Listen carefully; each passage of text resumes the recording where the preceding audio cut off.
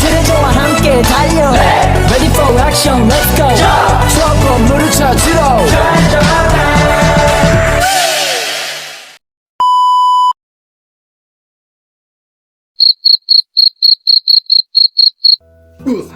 Kaget.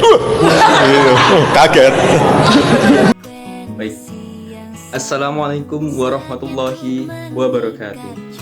Om Swastiastu, Namo Buddhaya, Salam Kebajikan.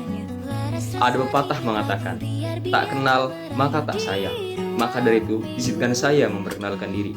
Nama saya Rois Amin Farid. Saya berasal dari SMA Negeri 1 Purwonegara. Saya menduduki bangku kelas 10, yaitu yang berada di kelas 10-6. Pada kesempatan yang spesial ini, saya diberikan tugas, yaitu dalam tugas mapel biologi, untuk mendefinisikan dan menjelaskan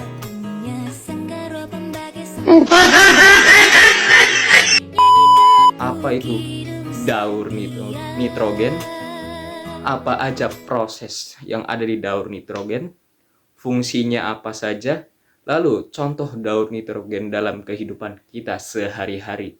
Nah, maka dari itu, saya akan membahasnya dalam video ini. Tonton sampai habis, dan jangan lupa simak ya. Oke, let's go.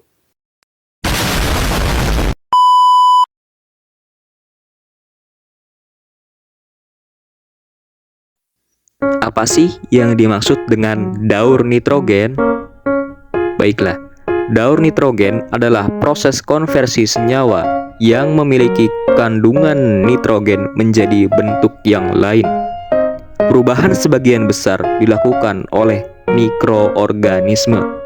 Nitrogen merupakan unsur yang penting dalam kehidupan, yaitu sebagai pembentuk protein atau komponen penyusun asam nukleat atau yang biasa kita kenal dengan sebutan DNA dan RNA.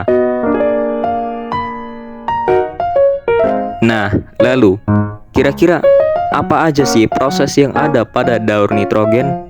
Baiklah, daur nitrogen memiliki 5 tahap proses. Yang pertama yaitu fiksasi nitrogen. Fiksasi merupakan proses perubahan nitrogen di udara bebas menjadi amonia. Selama proses ini berlangsung, gas nitrogen dari atmosfer dan permukaan air diendapkan ke dalam tanah melalui presipitasi dan dilakukan oleh bakteri seperti Diazotrof, Azotobacter, dan Rhizobium. Lalu yang kedua adalah nitrifikasi nitrogen. Proses nitrifikasi dimulai dari perubahan amonia menjadi nitrat oleh bakteri dari dalam tanah. Nitrifikasi ini nantinya akan menghasilkan gas amonia yang bersifat racun bagi tanaman. Lalu, proses yang ketiga adalah asimilasi nitrogen.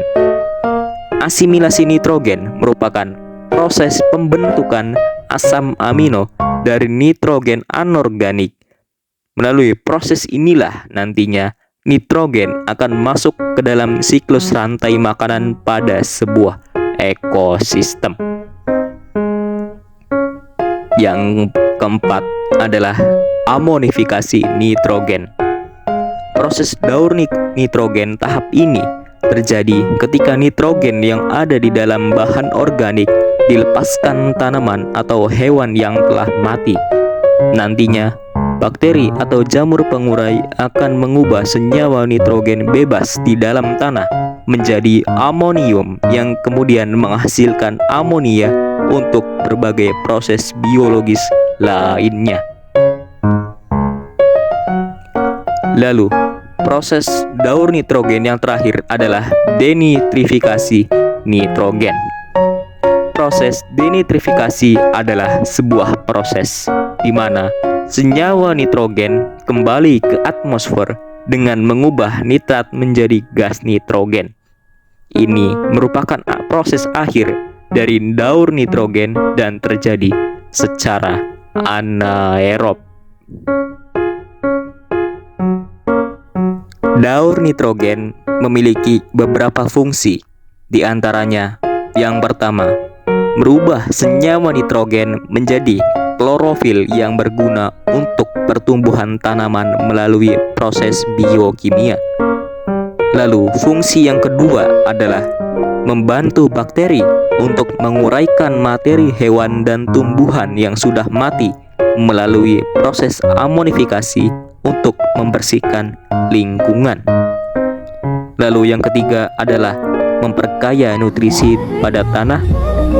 Dan fungsi yang terakhir ialah sebagai senyawa dasar untuk membentuk komponen biomolekul penting dalam integral sel.